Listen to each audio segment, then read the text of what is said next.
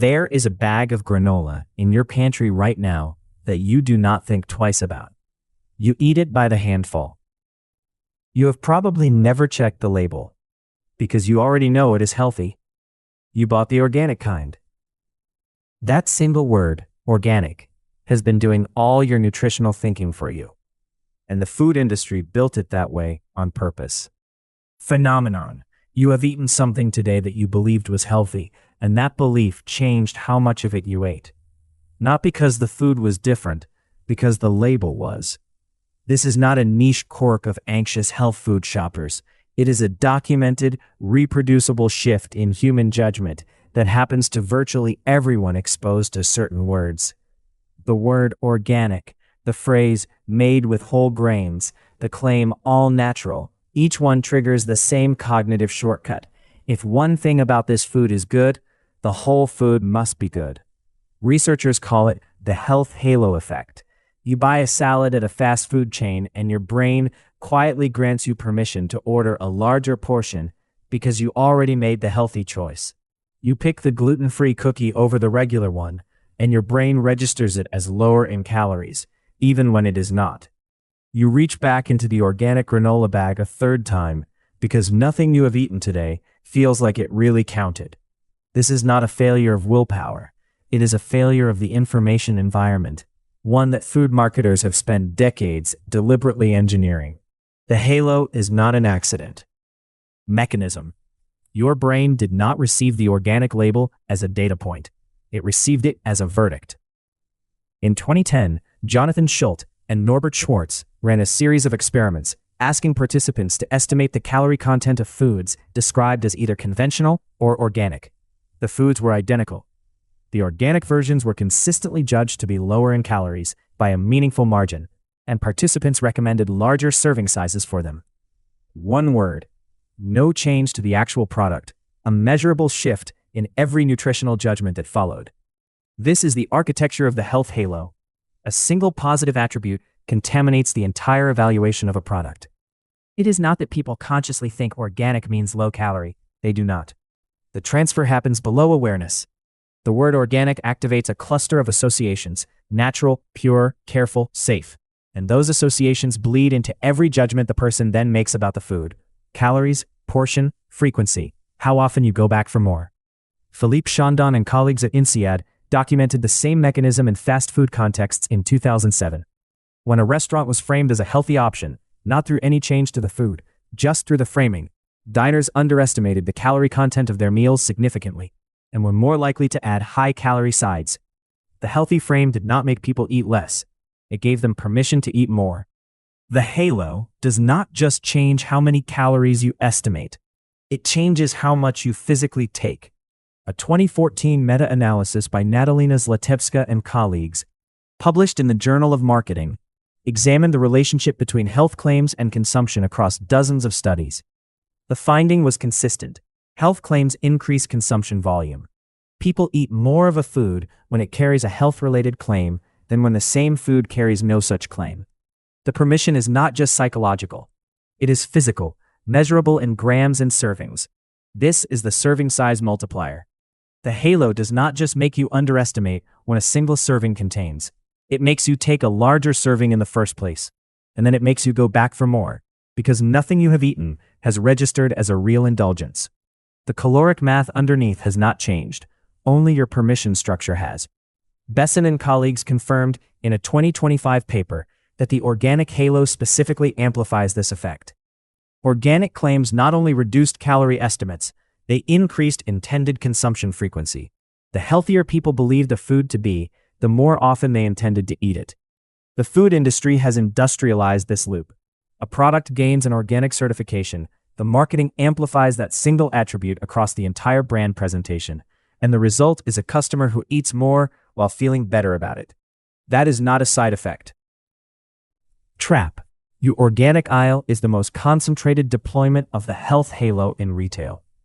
Every product in that section has been positioned to benefit from what researchers call perceived variability, the assumption that items in a health-focused category must differ meaningfully from their conventional equivalents. They often do not.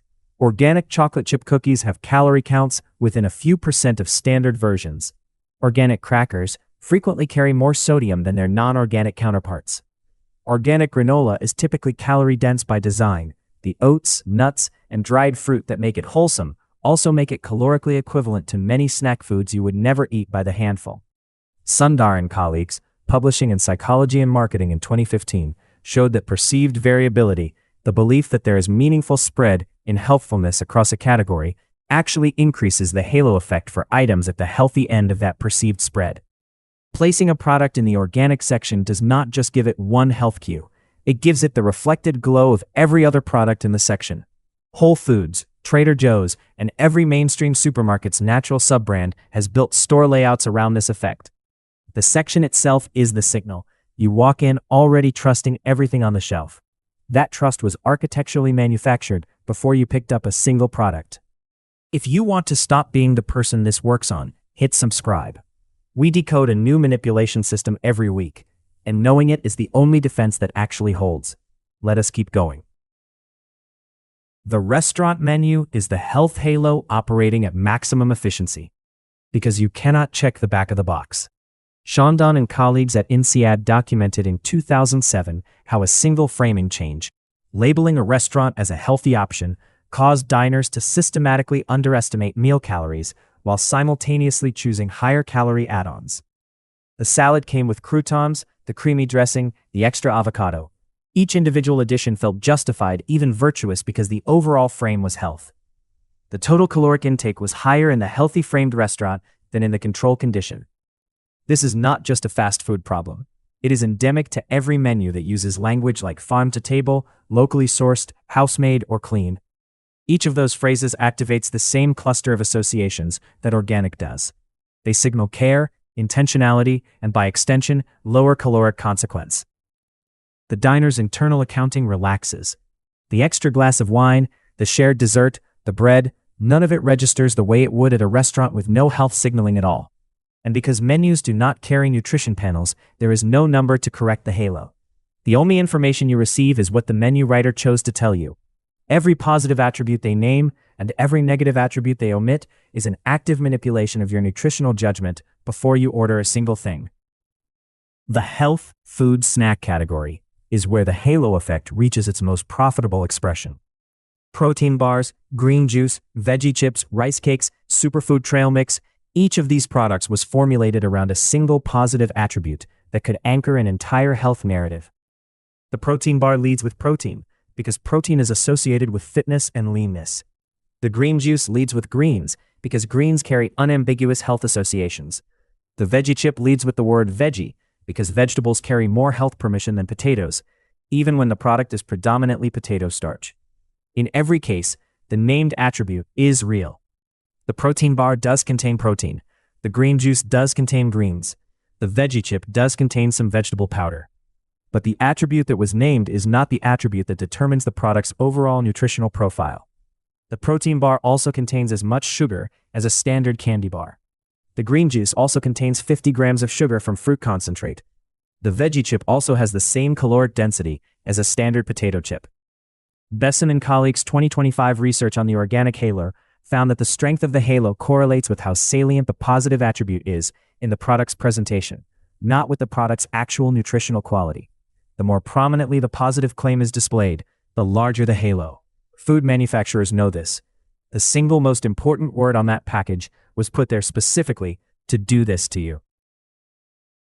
Defense. You cannot stop the halo from forming.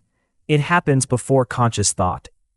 But you can build a habit that intercepts it before it reaches your portion size. The label audit has one rule. The first claim you read is the one they want you to stop at. Do not stop there. When you see organic, natural, gluten-free, or made with whole grains, treat that claim as a decoy. Your job is to look past it to the three numbers that actually determine what you are consuming: total calories per serving, serving size, and servings per container. These three numbers together tell you what a realistic consumption event will cost you, not per the serving the manufacturer defined, per the amount you will actually eat. The Schuld and Schwartz research on organic claims found that the halo specifically degrades calorie estimation accuracy, which means that when a food carries a health claim, Your instinctive calorie estimate is systematically too low. The correction is mechanical. You cannot trust your instinct on these products. You have to check. The second part of the audit is portion anchoring. Before you open the product, decide your portion. Write it down if you have to. Because once the bag is open and the halo is active, your brain is no longer doing nutritional accounting. It is doing permission accounting. And permission accounting always rounds down. You are not being asked to stop eating organic granola. You are being asked to know exactly how much of it you are eating. That knowledge is the only defense that actually holds. The health halo is not a design flaw in your cognition. It is the predictable output of a brain that evolved to use context as a shortcut. When information was scarce and food was difficult to obtain, trusting environmental signals, this plant grows near clean water, these berries are the color of safe fruit, was adaptive. The halo is that instinct applied to a manufactured environment where every signal has been calibrated to trigger exactly that response. Food companies did not invent the halo. They discovered it, studied it, and then built an entire industry around exploiting it. The organic certification, the clean label movement, the natural claim, these are not consumer wins. They are profit mechanisms that work precisely because of a cognitive vulnerability that exists in every human brain, including yours, including the researchers who study it. Knowing this does not make you immune. Schultz and Schwartz found that the halo persisted even when participants were explicitly told to be objective in their calorie estimates. The bias is automatic. But the label audit interrupts the automatic process at the only point where interruption is possible, at the moment of evaluation, before the purchase, before the portion, before the permission. You now know the mechanism. You know which words trigger it. You know what to look past. That is not a small thing. In an environment engineered to work against your judgment, knowing the mechanism is the only advantage you actually have. If this changed how you think about food labels, explore the first number you hear controls every decision you make. Link is on screen now. And if you have not already, hit subscribe. We publish every Wednesday.